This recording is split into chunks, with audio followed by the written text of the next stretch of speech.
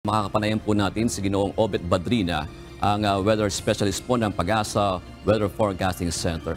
Good evening po, Obet. Hanggang kailan po ba mararanasan yung mga malalakas na pag-ulan na yan dyan sa Eastern Visayas? At umaabot po ba yan hanggang Southern Luzon, Ginoong Obet?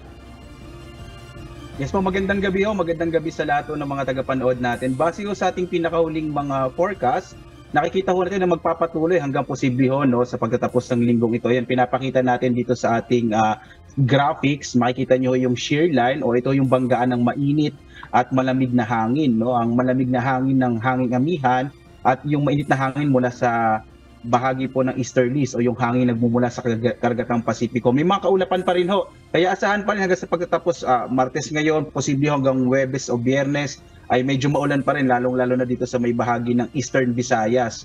At gayon din ho dito sa may bahagi ng Southern Luzon, ito yung Bicol Region, kasama din yung Mimaropa area at nalalabing bahagi ho ng Visayas. So asahan pa rin natin pati yung Zamboanga Peninsula, yung area ho ng Barm, Northern Mindanao at Caraga ay patuloy na makararanas ng maulap na kalangitan na may mga kalat-kalat na mga pag-ulan.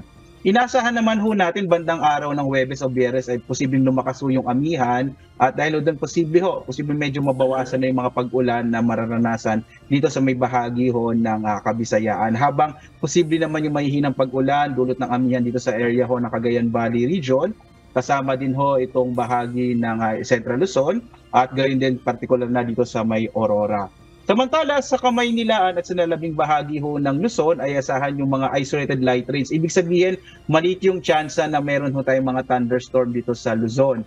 Samantala, sa nalalabing bahagi ho ng Mindanao, particular na itong Davao Region at yung Soc-Sargen, asahan ho yung mga isolated rain showers and thunderstorms. So, ibig sabihin ho, generally fair weather naman tayo sa Davao at sa Soc-Sargen region, Southern Mindanao, pero posible pa rin yung mga thunderstorm sa hapon hanggang sa gabi. May nakataas pa rin tayong gale warning sa mga baybayin ho ng Hilagang Luzon, gayon din sa silangang baybayin ho ng Luzon at Visayas. Delikado pa rin na maglayag yung mga sasakyang pandagat dahil nga sa epekto ng amihan, inaasahan pa rin natin na magiging maalon yung karagatan. Kaya iwasan muna pong pumalaot, lalong-lalo na po yung maliliit na mga sasakyang pandagat at maliliit na mga bangka.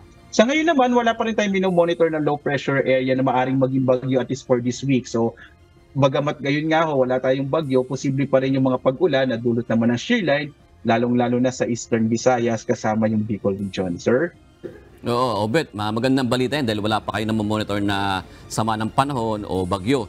Pero yung pagka ba lumalakas ang hanging amihan at malakas din naman ang ihip nitong easterlies o yung hangin dyan sa may dagat Pasipiko, tama ba yan na, Obet? Kung baka nagkakamali ako, pakicorrect na lang. Mas malakas din ba yung mga pag-ulan na mararanasan dyan sa mga lugar na yan sa ganitong panahon?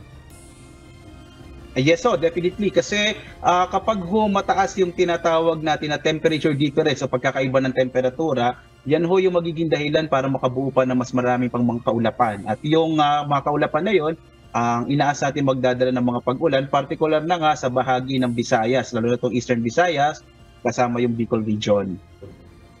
Pero tayo naman dito sa Metro Manila, Obet, at sa Luzon, sa kabuuan ng Luzon, tama ba na ito yung gantong nararanasan natin, medyo humid sa tanghali, umaga tanghali, pero sa gabi naman medyo, alam natin, hangin amihan, medyo malamig. Hanggang kailan ito mararanasan na, Obet? Actually po yung dala sa panahon natin ng amihan, magpapatuloy ito. Actually, wala pa po tayo sa totoo lang, wala pa po tayo dun sa peak ng amihan last year ho, or at least this year, naranasan ho ng Kamaynilaan yung pinakamalabing na temperatura bandang February or March. So, posible pa hong lumamig pa yung temperaturang maranasan dito sa Kamaynilaan, lalo na yung tinatawag na minimum temperature na kadalasan ho, nangyayari yon bandang umaga, madaling araw hanggang umaga ho. Last na lang, Obet. Meron bang pagbabago ngayon sa epekto ng El Nino sa banda dyan sa norte, sa Northern Luzon? Dahil alam naman natin, naghahanda tayo dahil meron tayong krisis na kinakaharap sa pagkain, Obet.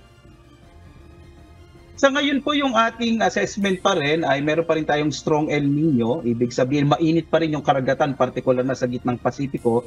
Pero posible pa rin itong magdulot, no? Kahit na napapansin ho natin, no, na malalakas yung mga pag-ulan na nararanasan, lalo na dito sa may Bisaya. Sa kabuuan ho, makikita natin yung mas mababa kaysa sa normal. So yun po yung mas tinitingnan natin kapag El Nino kung kinukumpara natin sa tinatawag natin na normal o yung climatological normal.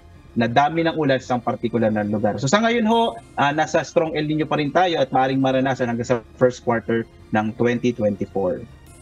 Alright. Maraming salamat sa iyong ulat na yan. Obet Badrina mula sa Pag-asa Weather Forecasting Center.